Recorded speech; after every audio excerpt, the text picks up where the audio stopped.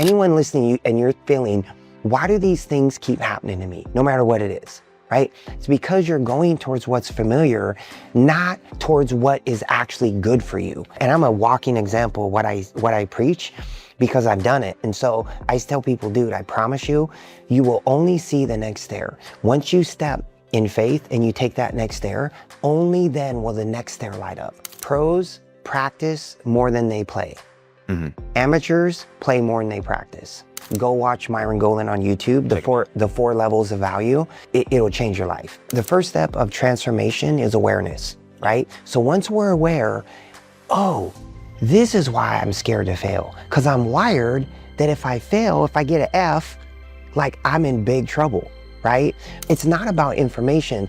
Most people need instruction, but they're taking instruction a lot of times and they're so focused on the wrong thing. Yeah. I'm like, dude, I'm gonna tell you the hack.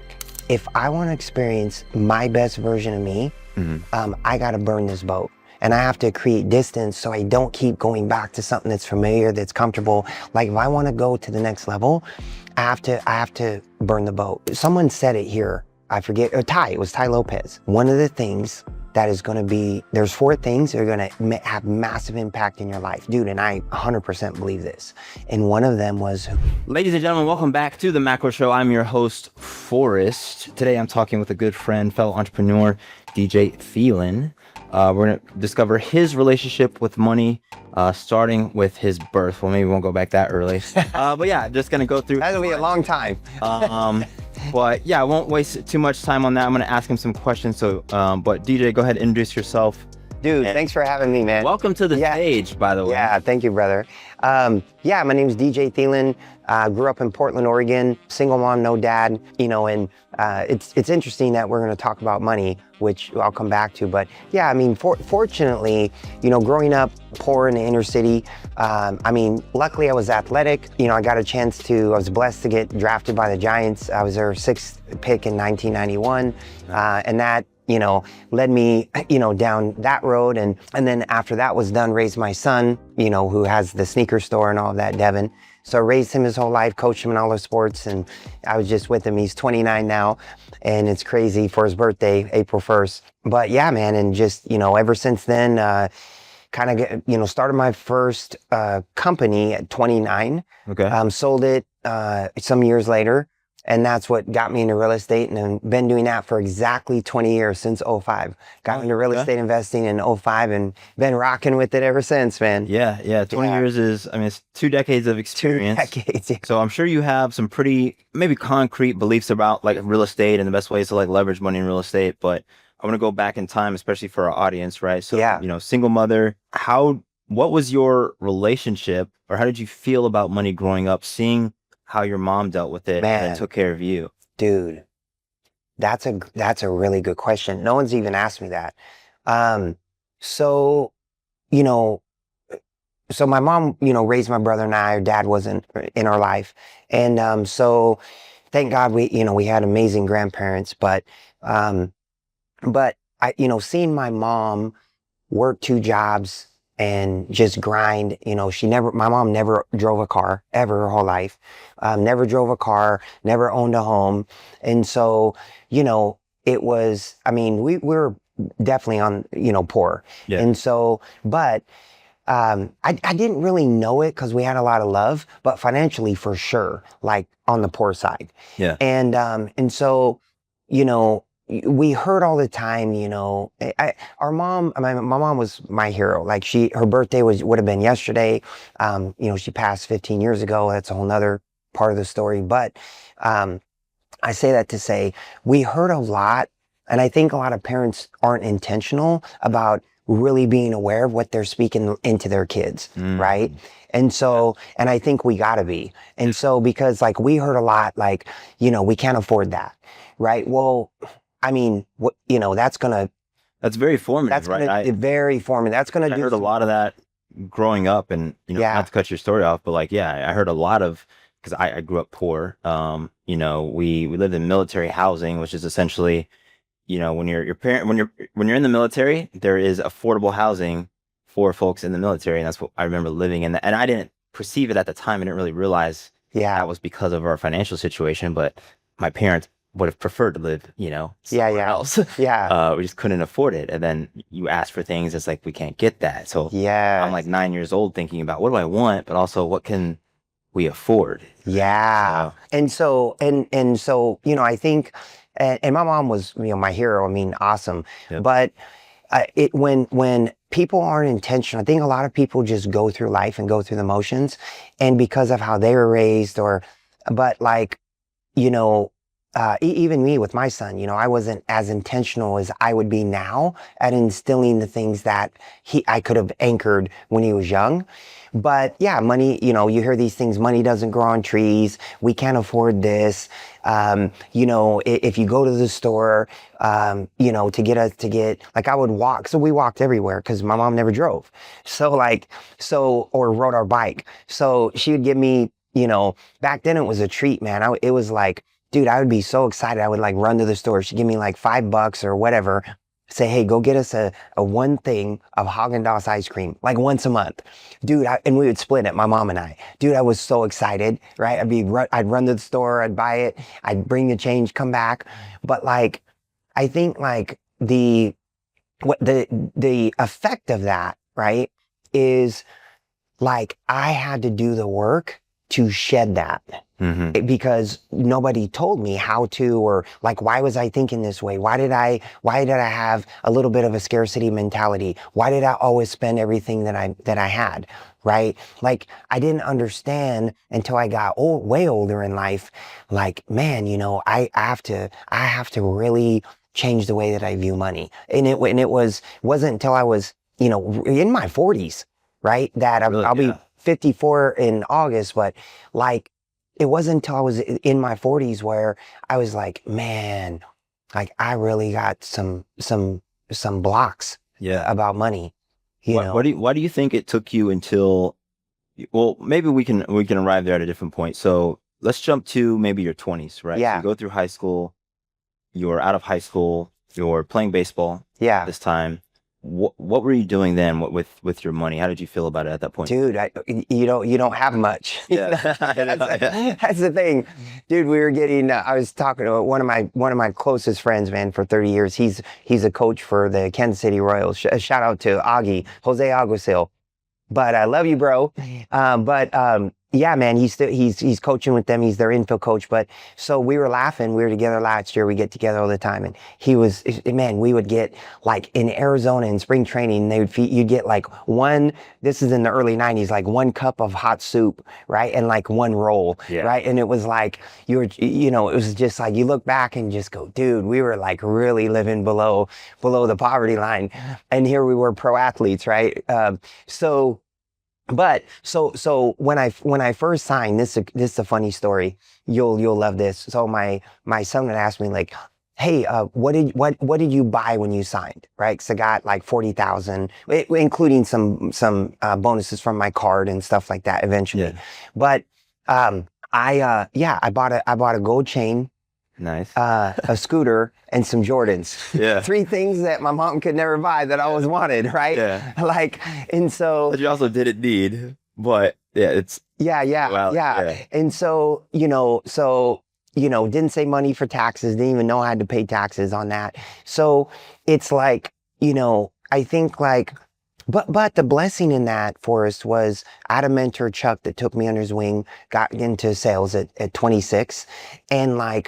And he told me, which part of it was good and part of it wasn't, was, hey, like go out and get something, go out and get your dream car. That time it was like an Acura, right? Or something. Yeah. And so in the mid 90s. And so, but go out and get things that push you to work hard, and that's really, that was a good thing at the time, because, it was kind of like, it got me realizing like I can go out and buy something that I wanted and then work hard to get it, but then go out and get something that I always wanted. But I think as I got older, the downfall in that is I kept chasing a better car, a bigger house, right? And that created this mindset like, oh, just go get something bigger, better, faster, more, And so I did that literally until I was in my 40s. And so it was like the bigger house, the cooler car, I remember I lived in LA. I had 3 cars and I went out and got a red Ferrari because I had an Aston Martin, had a Mercedes, had everything that I would need, right? Yeah. And it's like, because other people it's like, well, I'm gonna go and get one too, right? And I look back now, and I don't try to speak negatively about myself, so I don't want to call myself an idiot. But I say that to say I look back and go, man, that was an idiotic move. Like why? And and I think a lot of it was a lot of our issues, right? People try to fix the fruit on the tree. I use this analogy. Like, we try to fix the fruit on the tree. We try to get the cooler car, the bigger house, and there's nothing wrong with that, right? I'm all about that still. But I think, like, what I've come to learn is you got to fix the internal game first. Yeah. Right? I've got to, like, my happiness, my peace, my tranquility, my relationship with God, like all of these things, like, fix the root of the problem so it produces good fruit forever. And so that's what I've been on. And that's really what fixed my money issues, was fixing my mindset, my beliefs, fixing my issues internally that I had that were broken. And then once and only once I fixed that, then it fixed a lot of other things. Yeah. So what was that changing moment for you, right? So you said in your 40s. Was there a specific day or something that happened where you were just like, I'm done with this specific approach. I'm going to switch lanes and how I manage my money, spend it? Yeah. So probably I had a bunch of, like, kind of pivoting moments, but I was married in a relationship for 18 years. Right. And we raised a blended family. Like, I had my son full time. She had her kids. And so, I always, like, even in that relationship, I always thought that like buying that person things was going to make her happy. Right. But it never did. Yeah. Right. It doesn't work, guys. It doesn't work. It doesn't work. I want your time, not your money. Yeah. They do. Yeah. Right. And so, but ultimately, when that relationship ended, and I decided to end that and basically burn the boat, and I loaded my car up, made the decision to move to Miami in 21, moved here, and from that, and that healing and kind of being able to breathe, right?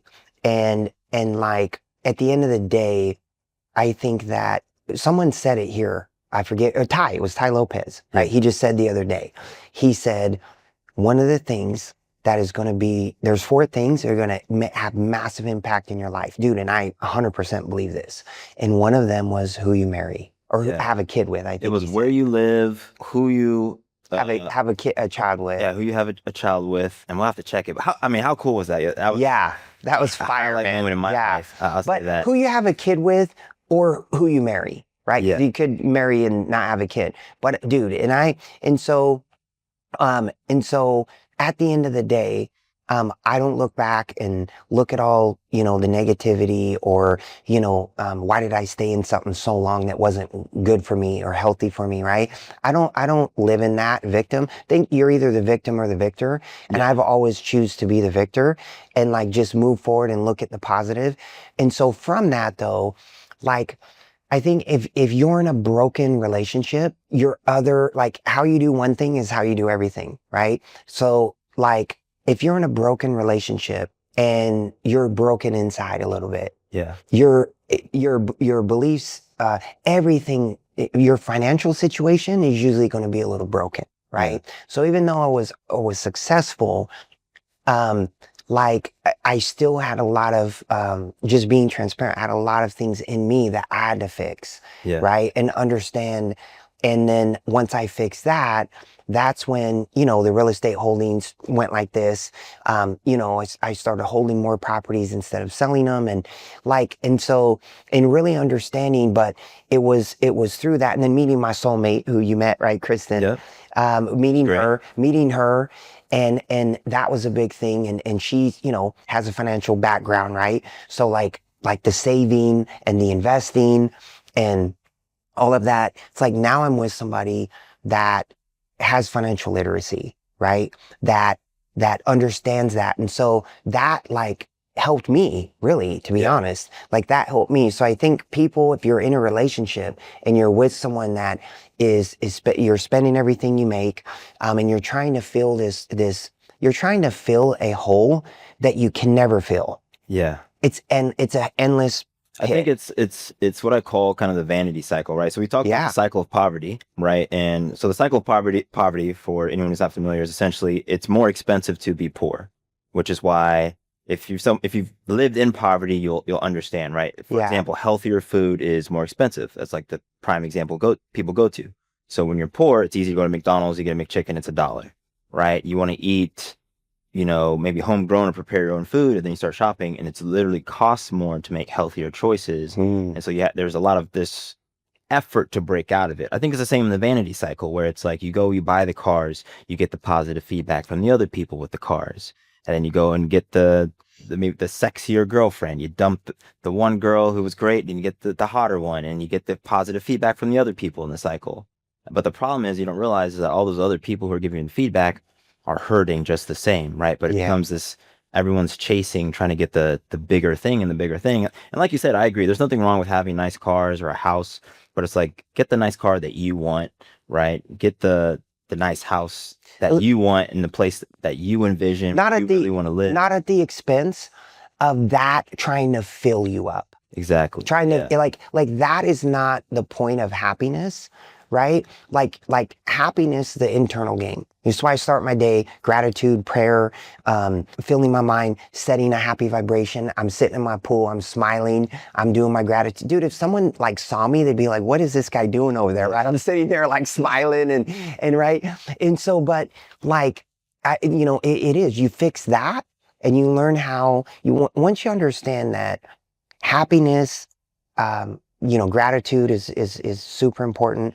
But once you fix the inside game and you're in alignment, I believe, with your creator, with our creator, and you're in alignment with yourself, that's when things like seem to just like, you just start almost like manifesting, but like you just start seeing, I think it's favor, but you just start seeing things go in your way. Right. And it's like, oh my gosh, this went my way and that went my way. 1,000,000%. I mean, I can't tell you if someone asked me like, hey, how did you guys get the event going? How did you get, you know, Dan Fleshman, Ty Lopez, Stormy Wellington, all these people together? I mean, I was speaking with them. Like if you asked me a month ago, would I be speaking at the same event as these people? I'd be like, that doesn't make it. How would that possibly happen? But it's surrounding yourself with the right people and just like knowing which way you're aiming and just pulling the bow back as hard as you can in that direction, and like people will just help you get it done. So like I'm literally living that right now where it's, you know, everything, there's just a ton of favor. It's a lot of work, right? We've been working, I think I've not been sleeping enough, which is something I want to work on, but it's very exciting, right? We're doing something. I didn't even mention this yesterday. So I've been working in tech sales for a long time, right? So I quit my W-2, classic golden handcuffs.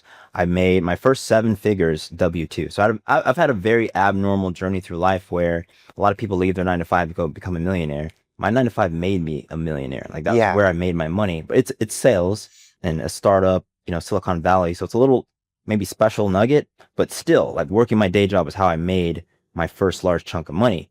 Imagine doing that and then going, shit, like I don't want to do this anymore. I'm really good at it, but it's not your calling, right? So I've always been around. My dad was a salesperson, so it's kind of just in my blood. Like I can sell, but I really like making things. Like I've always been a maker. So I like making things, creating magic. Yeah, being a creator. And you know, you're a Myron Golden fan, right? Yeah. So dude, we watch Myron. I watch him daily. Yeah. So 4 levels of value. Lowest level essentially is working, right? Trading your time for money, right? Working, sweeping the floor, doing things, right? And so like, you know, it's especially when you're a creator, right? I think that, well, the 4 levels of value, anyone listening, go watch Myron Golden on YouTube. The four levels of value, it'll change your life, right? Cause you start realizing like, oh, cause a lot of times, when we see our parents grow up trading their time for money, it's the only thing we know. So then it's not even that we think about it, it's subconscious. Like, well, that's what they did. So it's familiar. And what I've come to know in almost 54 years is we go towards what's familiar, not towards what's good for us. Yeah. That's why we stay in a relationship that's not good for us. That's why we keep having the same boyfriend and girlfriend. It's like, God, why do I keep picking the same guy, the same gal, right? Why do these things always, anyone listening and you're feeling, why do these things keep happening to me, no matter what it is, right? It's because you're going towards what's familiar, not towards what is actually good for you. Yeah. And so I believe God will keep giving you a lesson until you learn your lesson, right? And it's like, oh, okay, now I got it, right? And so like what you're saying is, like Wayne Gretzky, it said, the greatest hockey player ever, right? Arguably, is said, when asked what makes you great, he said, the thing that makes me great is everyone else skates to the puck. Where the puck is, I skate to where the puck's going. So now you're skating to where the puck's going, right? And so not to where the puck is. Yeah. So I think that it's easy to get complacent. It's easy to get comfortable, but like really, you know, and it's a fact, man. Whenever I get comfortable, like I do something in my life to shift up and go, okay, I'm leaning into this, joining the mastermind and all of that. Like, hey, we're going to go do this. We're going to do that. Like you have to do things and force yourself to do stuff that's uncomfortable because it's truly where the growth happens. It is. And I think about this, like why that is.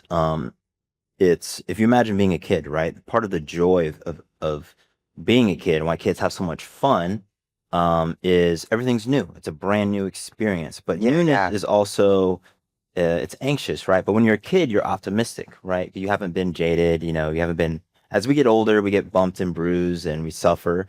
But when you're a kid, you haven't suffered. So all the newness is seen purely like optimistically for children. It's like, ooh, I want to go here. I want to do this. I want to touch this. I want to smell this, right? Yeah. As we get older, new things start to scare us because we've experienced so much. So there's less things that are new. We have that familiarity that you mentioned. So we want to stay in our familiar box. We know the things that make us feel comfortable. And so we seek those instead of new things that could also bring new experiences or joy to us. So that's something that I constantly think about. Like what is a source of fear? Part of it is obviously like, yes, we've been hurt before, but I think there's also this desire for comfort because we've experienced so much comfort.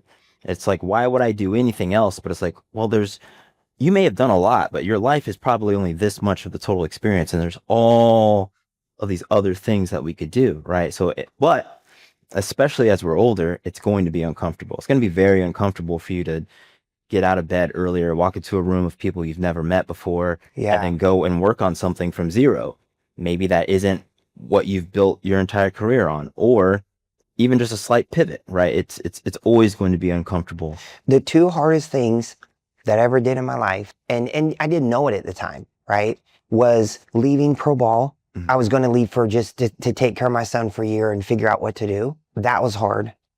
And then leaving a marriage that wasn't serving me. Yeah. Like packing my car up, putting stuff in storage, literally selling my cars, keeping one car, packing up in 2001 or 2021, driving to LA, or driving from LA to Miami. I didn't even have a place yet. I found my place and locked it in on the way here, but just was like, if I want to experience my best version of me, I got to burn this boat. And I have to create distance so I don't keep going back to something that's familiar, that's comfortable. Like if I want to go to the next level, I have to burn the boat, right? And that's, and dude, I didn't, like, when we do things like that, I think you just have to move, because we all want to see the whole staircase, right? Yeah. And so like, we want to see the whole staircase, like, well, if I do this, and then, but where am I going to live? And then if I find a place to live, where's my office going to be, right? And I think that what I always tell people is, dude, and I'm a walking example of what I preach, because I've done it. And so I tell people, dude, I promise you, you will only see the next stair. Once you step in faith and you take that next stair, only then will the next stair light up. Yeah. And you'll say, oh, okay, now I go here. But we grow up, I told Andy this, Elliot, I said, I believe we grow up in school, and a lot of our issues stem from childhood, right? Well, one of the things that school teaches us is, if you fail, dude, you're in trouble.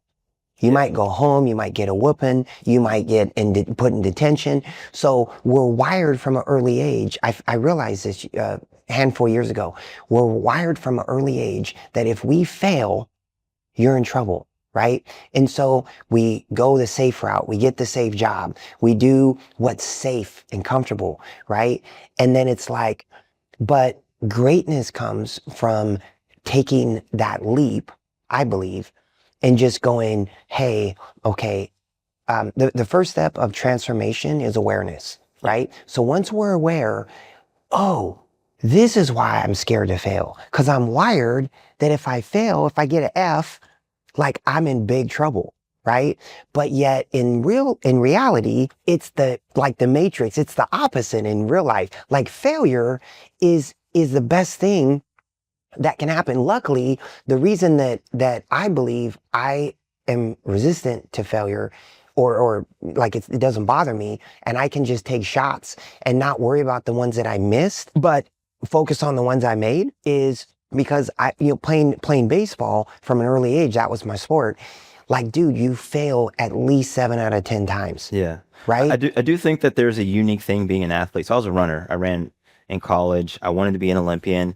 And I think if I think about why I'm so resilient, as you were talking about that, and I'm sure this is part of it too, it's like, people don't understand, like, I had a dream that I will never accomplish. I wanted to be an Olympic runner, and I poured my heart and soul into that, and I failed, right? So it's like, I still operated at a very high level, right? I got to race some extremely fast people and be around them, train in that environment, but I literally did not accomplish what I wanted to do. Now I was 18, 19, right? So you can take it however you want, but that experience is definitely, I think, core to who we are. Not everyone's going to have that experience, but I think part of being successful, whether it's entrepreneur, or even just a human being, like, if you want to be resilient, you have to understand and accept that you're going to pour your heart and soul into something, and the outcome might be that you fail and learn, and then stumble onto maybe what your true purpose is. I don't know if I was supposed to be an Olympic runner. All I know is that I wanted to be that.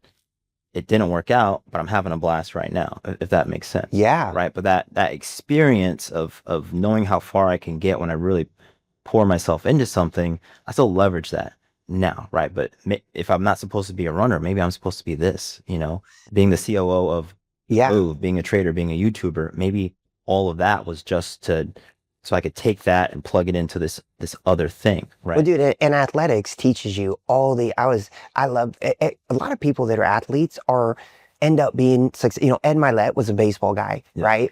Like, but you look at people that are athletes, and then they go, look at all these, Derek Jeter, Magic Johnson, right? Look at, dude, they are, Alex Rodriguez, dude, Kobe would have, right? Yep. And he was, sure, but he would have easily been a billionaire. He was just starting. But you look at that, it's like, okay, I need to believe in myself, right? I need to step out in faith. I need to take action. I need to take action in the right direction. I think so many times people, like, they're like, but I'm grinding. Well, dude, you're running the wrong direction, right? That's why mentorship is, in my opinion, knowing what I know now, anybody listening, you want to be successful in anything, legitimately, find someone that's not on Instagram. I mean, maybe you find them on Instagram, but you need to vet them and make sure they're the real deal, right? Yeah. So, but you find someone that's done what you want to do, legitimately someone that you like, that you're aligned with, that you really respect, and then just do what they tell you to do, right? So many people, it's like Kristen says, if it was about information, everyone would be skinny and rich. Yeah. Right? It's not about information. Most people need instruction, but they're taking instruction a lot of times from fugazis that act like they're the real deal, and they're 20 whatever, and they don't have the reps yet, right? And age isn't a big thing too. You can still be young and have that and have the reps in. Like you, how old are you now? 34. Okay, yeah. I forgot. Yeah. So, but like you see people that are 21, 22, right? And they're like teaching people how to be wildly successful. And it's just, and there's nothing wrong with it. You were legally a child 4 years ago. Yeah. Yeah. And listen, there's like one in a gazillion that's the real deal. Yeah. But I'm saying like, you know, you need life experience, because that's the only thing that is going to really teach you. But even with you and Drew, right? You guys, he took the leap of faith. You took the leap of faith, right? And you need a vision. You need to know like where are we going with this? Yeah. What is our mission? What are our core values? Like he talked about yesterday, right? But like kind of back to the money thing, I think that so many people, I see this all the time in real estate. They're like, I need to do a deal. I need to do a deal. I need to make 10 grand. I need to make 5. I need to do a deal. And they're so focused on the wrong thing. Yeah. I'm like, dude, I'm going to tell you the hack. When I door knocked, when I was in my late 20s and I became one of the top sales people in the country for home security, I didn't even know it, is I focused on what I call IPAs, income producing activities. Like, okay, this is what I need to do. The result is the money, right? Yeah. People like, oh, my goal is to make 10 grand this month or 20 grand wholesaling. Dude, that's the wrong freaking goal. That's why you're not getting the result. Yeah. You need to chase. I need to have 30 calls a week with motivated sellers, and then I need to have 10 calls a week or 5 calls a week with cash buyers that can buy the deals once I get them. Like if you focus on the right things and you take action, the money takes care of itself. So many people focus on the money. I want to make $1 million this year. And again, that's like the result of what I've come to realize, at least, and you can tell me your thoughts, is that's the result of setting like activity that is going to get you to the money, right? Every time, like it's funny too, if you think about yourself, or if you're someone watching this, you're like, all right, you're stuck in that mode of I want to make 10 grand a month. So does everyone else. Like if I ask what your goal is, it's like I want to make 10K a month. There's no other substance there. So one of the things, like, so I coach traders, right? And everyone says 10K. Yes. When you ask them 10K, 20K, it's like, you know, but one of the things you learn about like making, especially once you've made some large sums of money, is how it actually flows and how it works. It's not always I work 10 hours, or I work 80 hours, I pull a lever, and then I just get a large check. It's these activities, and then like money tends to come in pretty lumpy, but like you'll have these really big wins that are the culmination of you just doing activity, right? And so one of the things I'll tell traders is like, you need to stop trying to make everything easy. This is really hard, right? So you need to look at your activities compared to other traders. It's a competitive game. And if you look at, let's just say, I would say 5 days. If you look at what you did over the last 5 days, are they the activities of a profitable trader? Are you waking up at market open, rolling out of bed and looking for, like, you're pulling a slot machine, or are you putting hours in doing research? Are you journaling? Are you tracking your performance? Do you know what hour of the day you're most profitable? Do you know what types of trades you're the most profitable with? Do you have a setup, right? So there are all these things that honestly aren't that hard to do. They take time. It's funny enough, like performance tracking isn't hard. Everyone's like, dude, you're breaking it. It's like, this is really easy shit, guys. It's just takes 4 hours, but it's not that hard. You know, you just don't want to do it because you're lazy. But if you do those things, you will be profitable. I don't know how profitable you'll be, but you'll probably make as much money as you want to make. if you do the activities. If I got 3 traders and they all did the same activities, one trader might make 10K a month, one might make 30K, one might make, 50K, but they're all going to be profitable. And then from there, we can start talking about like improvements and things like that. But so many people are just on like, I want to make $1 million. Dude, pros, and I always say this because, doing what I did, right? But what I realize is pros practice more than they play. Mm-hmm. Amateurs play more than they practice. So the pros are the ones exactly what you're saying, right? You go in, you study, you put in the work, right? And it could be anything, whether it's real estate or trading or whatever. Like, if people would just not be freaking lazy and understand it ain't going to be, I don't want to say it's not going to be easy, because it really is easy. Like, it's simple, but like you have to work, right? You got to put in the work. You got to do the studying. You've got to, like you've got to learn. And then I think that, there's a buddy of mine, Chris Rude, big real estate guy, really great guy. Shout out to Chris and Patty too. But Chris said, he's got this thing. There's 3 buckets. There's fast money, there's medium money, and there's slow money. Mm-hmm. Right. And that was really good actually years ago for me to hear him say. I was like, ooh, that's good, man. Like, cause people get into something, they're like, I want to own a bunch of rentals. Dude, if you don't have some capital behind you or reserves, you're going to bleed out. I promise you're going to bleed out. Right. And so then they're like, okay, well, but there are strategies that you can use that you can buy a place and not fix it and not deal with renovations and not deal with tenants and be the bank and sell it to somebody. And now that's true passive income. So like, that's a safer play, right? Yeah. So there's ways to do it, but I think that people just have to, when it comes to money, it really is just a tool, right? And by the way, whatever you chase is going to run from you. Right. So I think it's more about attracting and like putting yourself, people are chasing like, chasing the money. And it's like, dude, don't chase it, attract it. And then once you attract it, learn ways, whether it's trading or whatever, that you can keep it and that you can multiply it. Yeah. That's where I think so many people like miss out, is they're making a ton of money. Like Drew said, man, I'm making all this money, but dude, I'm spending every penny I make. I did that. I did the same. Yeah. Dude, and I did it for way too long, right? But like, is like, man, like keeping some, saving some, storing some cash away for a rainy day. Like it feels good, and you look up and you're like, oh damn, right? Like it's a good feeling, And so yeah, man, no, I totally agree with that. So how do you own a switch gears? Because there's some questions I want to ask. And tariffs, hot topic right now. I can't remember what the latest thing is. I think we're up to like 250% with China.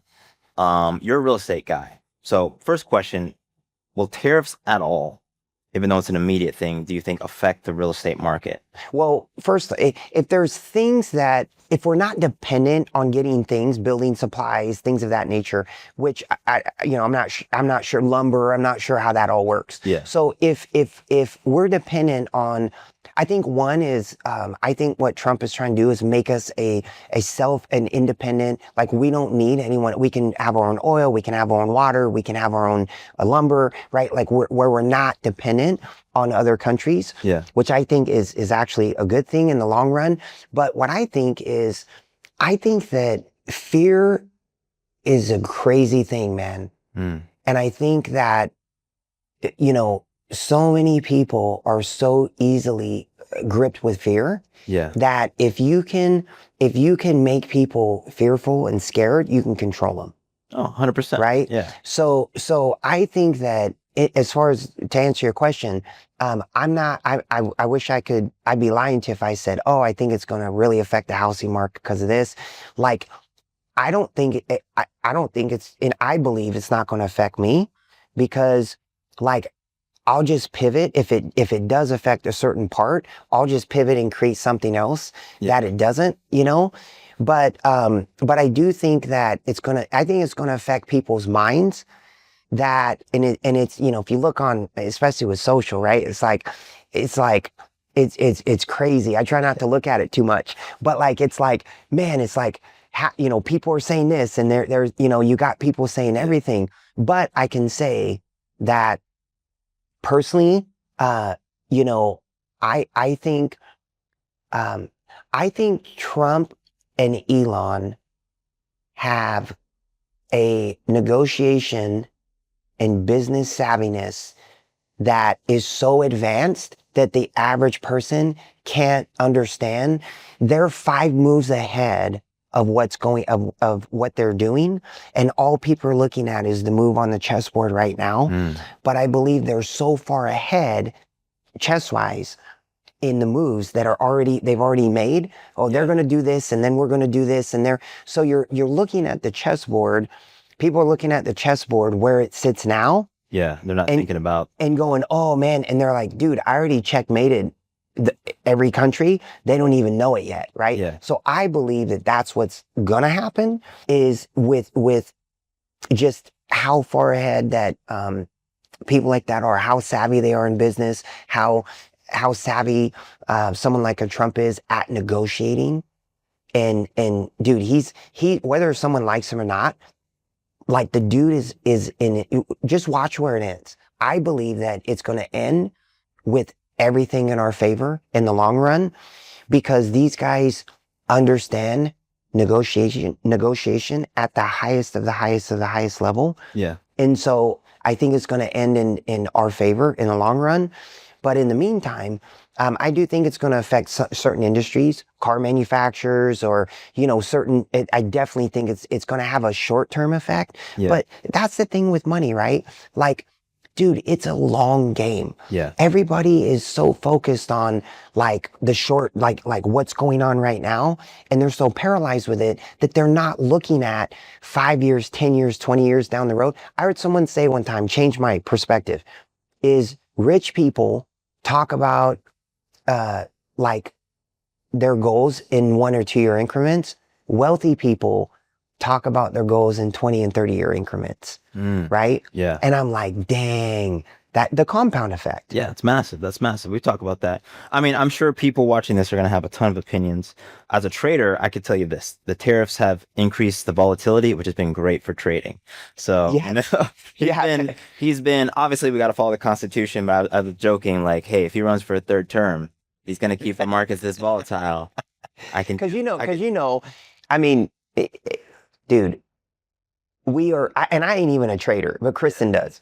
Like, it's all manipulated, right? Yeah. So when you can understand behind the scenes, like, you know, you're looking at the chessboard and what they're doing, you're going, oh, dude, if they do this, if they make this move, this is going to happen this is going to be the effect of that. So I'm going to get in on this now, because if they make this move, that stock is going to crash or it's going to go up or whatever. Yeah. Right. But anyway, sorry, go ahead. No, I was just going to say, yeah, that's interesting. So I think tariffs, you're exactly right? So if we change any major economic change, whether it's tariffs or anything else that any president did, it's going to take years to unfoil. We saw that with the inflation, right? So the way that you fight inflation happens over a period of time, right? One of the primary drivers of inflation was increasing home prices. As investors, we're like, yeah, we love that houses are appreciating 30% year over year. But it's like, what about the people on the other side of that transaction, the buyers? They're looking at costs go up 30%. So when we look at fixing that, it's not going to be like this. It's like it has to slowly, it's going to take years and years and years and years for that to even out for the average, you know, buyer. And it's going to be the same with tariffs, whether they work or not, whether you like Trump or not. It's going to take time, you know, fortunately or unfortunately, for us to see, right? So you can, you know, feel however you want about it. And I think too, not to cut you off, the lens that people see, whether it's money, whether, you know, one of the things I learned later in life, again, was we have so much more control than we give ourselves credit for. Think about this. We can control what time we wake up, what we do when we wake up, the activity we do during the day. We can't control our thoughts. We can control our beliefs. We can control what we believe out of all the thoughts that flush through. We can control, like, if we're happy or sad.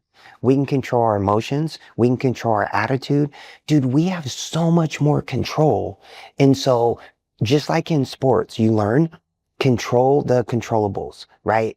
I never learned it because I had like all the talent, was a mental midget, but like control the controllables. So I think in a time right now where there's a lot of uncertainty, I think the best thing people can do is control the controllables. Control like these things that I just talked about, right? What you believe. And if you don't like how you're feeling, put on different glasses, right? Like you can change your viewpoint on anything. It's a choice. It's literally a choice. If you don't like how you're feeling, if you're feeling anxious or frustrated or whatever, like change it. I think it's hard for people because I see this, right? When I work with people, I've worked with a lot of people who suffer from like extreme anxiety as well, right? And it's so hard. It's like when you say that, but I think what people need to do, like in terms of like tools, is you need to do something. You can't think your way out of something you thought your way into. I was listening to David Goggins this morning. He's talking about it. It's like, and he said, he's like, look, you can go to, I'm repeating him, right? He's like, you can go to Tony Robbins shit, you can go to my shit. It's not going to change your life until you do something. Yes. Right. 100%. So, which is true. It's like, it's easy to turn on YouTube, listen, and feel like you've accomplished something. And yes, that's important. Like I listen to motivation. I try to listen to positivity every morning to have that positive start to my day. But now it's like, okay, if I just do that and then the rest of the day, I'm just sitting on my ass and I don't actually do anything with the inspiration. So it's like, if you've been inspired, it's like now what you owe the people who inspired you is like action. You owe it to yourself. Have. Yeah. You have to do the thing. So I love that. Next question. So I love to ask people this question. Capitalism, right? So this show is all about money. I'm an entrepreneur. And I'll just tell you kind of where I sit. I think that I am a capitalist. I think it's a supercharged term. Terms in general are supercharged. Capitalism, communism is supercharged. I don't think people know what either of them mean. So kind of where I sit is I am a capitalist. I do think that we've probably I believe in regulated capitalism. I think a totally free market, due to the fact that there are people who will do anything for money, is obviously that I wouldn't do anything for money. Yeah. I like money. I like making it because I like the game of doing business. And I like what I can do as when I win, right? Buy a nice car, travel, whatever. Yeah. You know, get a watch. I like that. But I also believe in regulated capitalism. We have to protect people, create opportunities, give back. We're the greatest country in the world. So it should look like that. That's where I sit. So I like to ask people who are also entrepreneurs, like, how do you feel about society today in terms of capitalism? What can we do better? What are your thoughts? I think, man, people have to create their own economy, man. Mm-hmm. I think I'm a big believer in that. I just think that, man, if you know, we talked about it earlier, right? The internal game. Yeah. And everyone says, like, you know, you hear athletes go, it's 80% or it's 90% mental, right? Or whatever. And so I just think, man, like in a world that has so much opportunity, and like, dude, it is so easy to make money these days compared to when I was even as fresh out of pro ball at 26. Dude, we didn't have cell phones didn't exist, right? Huh. I think they came out when I was like 27, 28, something like that. But like, I mean, they were like the big brick, right? The big old brick, but like that was for the smartphones weren't invented when I was in high school. That's how new they are. Yeah. So like the ability for people to, it's like anything can be used for good or bad. A fire can heat you and heat your family and warm your family, or kill you, right? A cell phone can be used for looking at pornography. It can be used for creating cons. It can be used for creating a fake life to take advantage of people, right? Like it can be used for building a business and creating content to use for the good, right? To attract people and help them, right? And serve them. And so I just think that, man, I think in a world that it's so easy now to make money. It's easier than it's ever been. Why is everybody not making money? Yeah. Right? Like, if you think about it. And so it's like, there's a lot of reasons, but I feel like people just need to create their own economy. If you create your own economy, meaning the controllables. I'm gonna wake up early. I'm gonna, do some meditating. I'm gonna do some gratitude. I'm gonna set a happy vibration so I can bring that energy to my day, to everyone I serve, to everyone I talk to. Like there's so much we can control. I feel big on, Chris and my fiance talks about a lot, like pack your own parachute. Pack your own parachute, man. Yeah. Like with the ability to pretty much create whatever we want to create. And with AI now, oh my God, now we're like going into a whole new planet, right?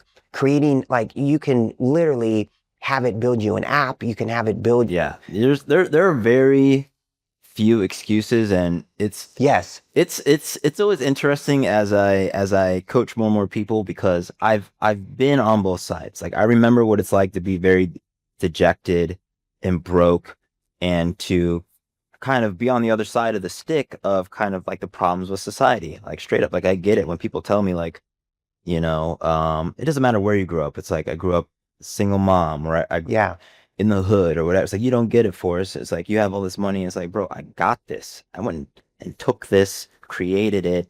It has not always been this way. And I suffered to get here, right? It was hard. It was very hard, right? You learn things along the way. But the main thing is, like, you have to always focus on what you can control, because that's all you can do anyways, right? I love the analogy of packing your own parachute. I'm not going to jump out of an airplane without at least checking and making sure that my parachute. Like, if someone's like, never jumped out of an airplane. Forrest, don't look. I packed it. Don't check. Don't look. Like, that's crazy. No. I'd be like, why are you telling me that? Yeah. Why, like people go through life like that, expecting for someone else to have their back. Now, you should surround yourself with people that have your back, right? Insulate, find that community. But if you don't have that, and even when you do have that, we still owe it. We owe it to the people around us even to pack our own parachute. Yeah. Because we can't help people necessarily when we're suffering, when we're not ready, right? And this goes back to what you said earlier. It was an idea I had, is that, part of that vanity cycle, when you're hurting, is you're always seeking relief. So it's hard to work on your dream and your vision and your purpose when you are always seeking relief from whatever it is. So you have to get out of that. Like you said, burn the boat. Get out of the relationship, because otherwise you get beat up in the morning, fighting whatever, and half the day in the afternoon you're trying to work on your business, but you can't focus, and now you're going to get a drink instead, right, to feel better. And so much of your day is spent seeking relief from pain instead of being focused on what you can control and things like that. And I was telling who's the guy that works here, we were just chatting with, Gary. I was telling, great guy. So I was telling him, people ask me a lot, like, what separates the guys that made it to the major leagues and the ones that don't? Yeah. And I always say the same thing. I said, honestly, it's literally one thing. And if you can, and this goes for life, business, anything, right? Is the people that believe, the players that believed, average talent, average skills, average arm, average speed. I won't name any of them, right? But because they're my friends, I don't want them like, dude, I saw you on this podcast, man. And you said I had average speed. Yeah. I was faster than you. So, but had some of the greatest careers. How? And I tell people, it's the guys or gals that believe they're actually better than they are. Mm-hmm. They tap this high level of potential inside themselves.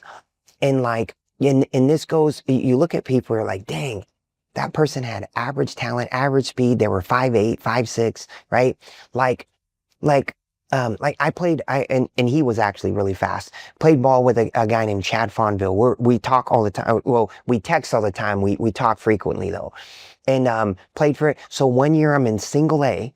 I'm playing third base. He's playing shortstop, right? He's like, I think he's 5'6". I don't want him to see this, but I think, he's a small guy, right? Yeah. Like we call him Bushwick Bill. Yeah. So Chad, awesome guy.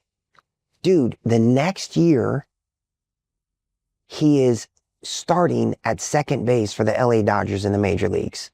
They go to the playoffs. He's playing with Mike Piazza, all these guys, right? Played for Tommy Lasorda, had a great little career. Like, okay, so, but at the end of the day, guys like him, guys like Marvin Bernard, guys like Aaron Foltz, Billy Miller that played third base for the Red Sox, all these guys I played with, they just believed they were actually better than they were, and so they became it, right? Yeah. So I think that, dude, I've been doing this for my whole life. I didn't even tell Drew this the other day, but when Drew talked about how when he was in the mortgage business and he said, hey, I'm the number one closer of whatever it was, like, you really got to believe, you got to be a little psycho and I would say psycho, but like, no, psycho, you have to be, you got to actually speak who you are before you're that person. And then you have to do the action. You said it, right? So you gotta, like, whatever you want to be, right? I'm not saying go around and lie to people, but like, you got to believe you're that person before you're that person. So people you got to literally see yourself as whatever you want to be before you are that person, right? Well, so here's the kicker too, right? Is you are everything you ever will be already, right? I think Nadia said it on stage yesterday. That's good. You're not, by believing it, if I say today, I'm going to build, the move is going to become a $100 million media enterprise. And people are like, well, you don't know that. I mean, fast forward 5-10 years. It's already done. $100 million. It's just, and it's like, it's already exists, right? Yeah. I can only experience this moment in time, but every moment in time is already happened as it's going to happen, right? Whether you believe in destiny or not, right? Yeah. It's only going to happen one. Miami's #1 podcast studio. Yeah. From the first episode, right? Yeah. With a little thing. Episode 0 before. Episode 0, dude. So, but that's the key, man. What Andrew's, I'm like, dude, that's one of the keys to success and money in life. You got to see yourself as as your best version of you. You got to see yourself as who you want to be, not who you are, right?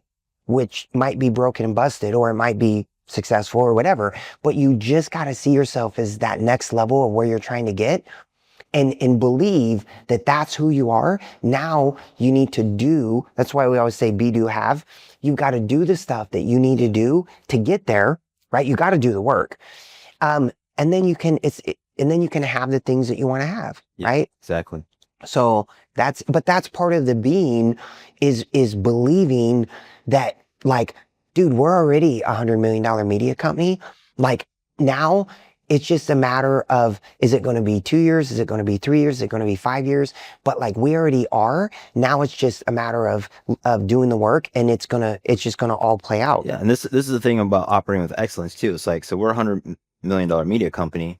Okay. That means after you leave and we wrap this up, what are the things I have the things that I know I want to do today, tomorrow, the next day? What activities should Forrest be doing so that when I say that and somebody actually comes and inspects my life, the same they ask me, if somebody was third party watching and they saw what you were doing, they'd be like, I believe it. I didn't believe you when you just said it, but now that I'm watching you, day 1, day 2, day 3, day 4, day 5, I get it. And dude, get it. Dude, a lot of times people aren't going to believe us. No, they shouldn't. Why should they? They're not going to believe us.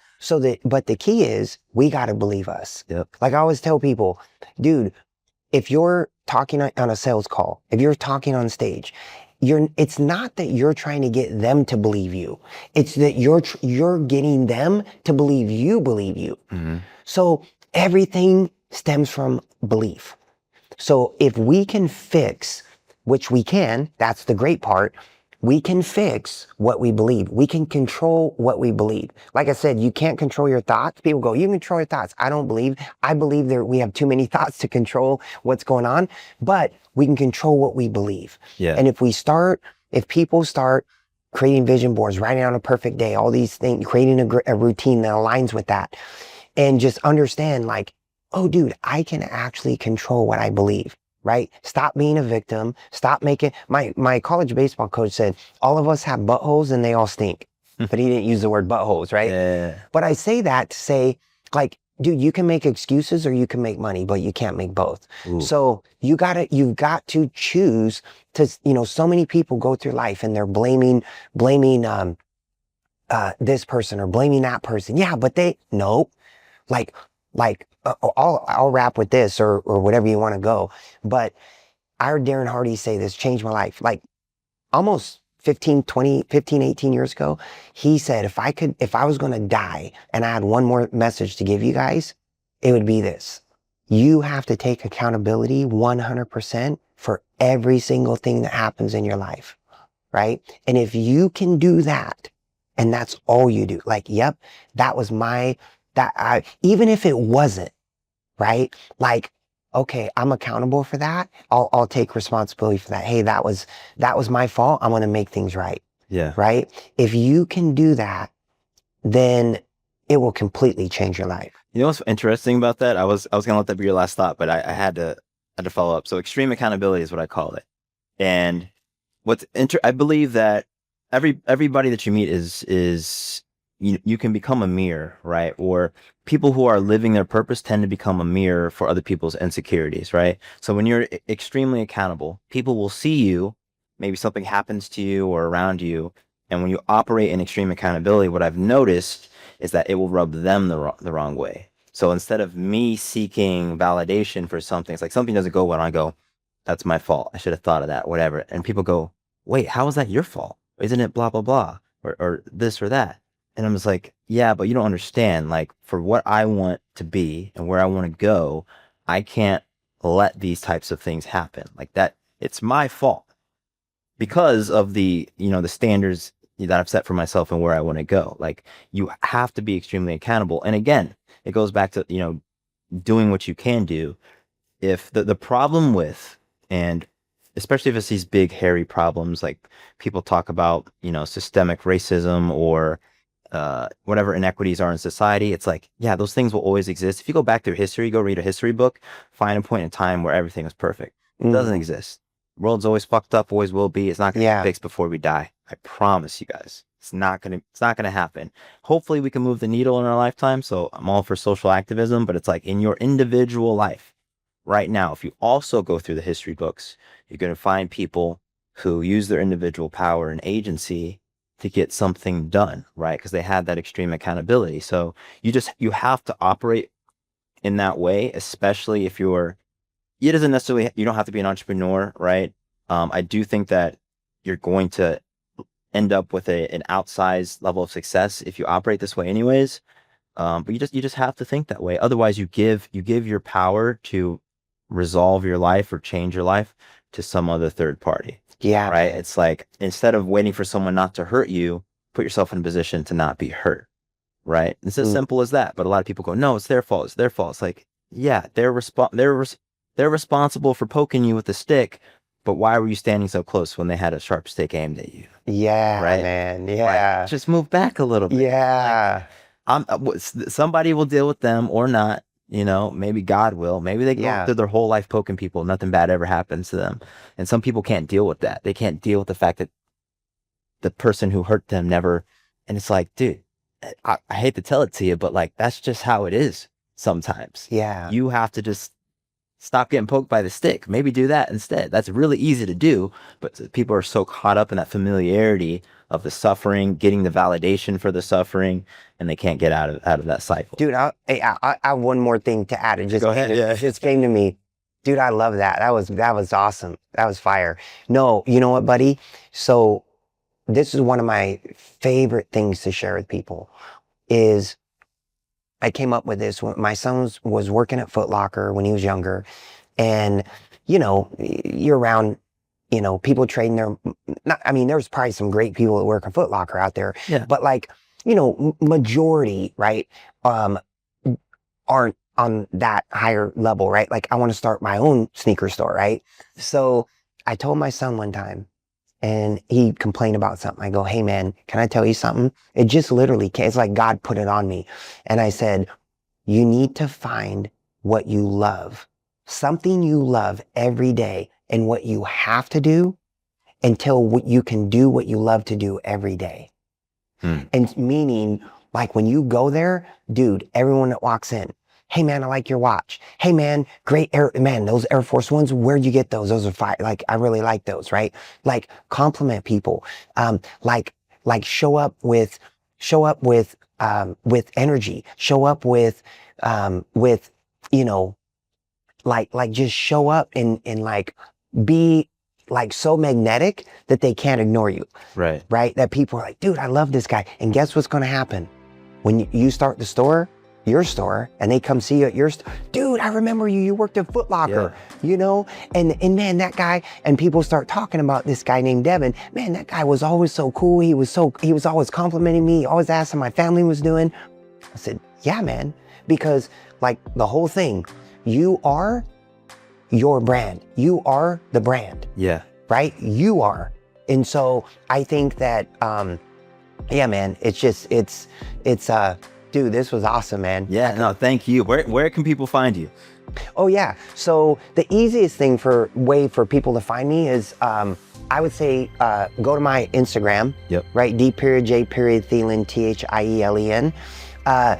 And then, you can post it in the comments, and then the people can actually click on the contact button, and literally that's my personal cell phone. It's not like in a Go High Level number. That's my personal cell phone on my Instagram. Oh, wow. So okay. Yeah, so they can click on that contact.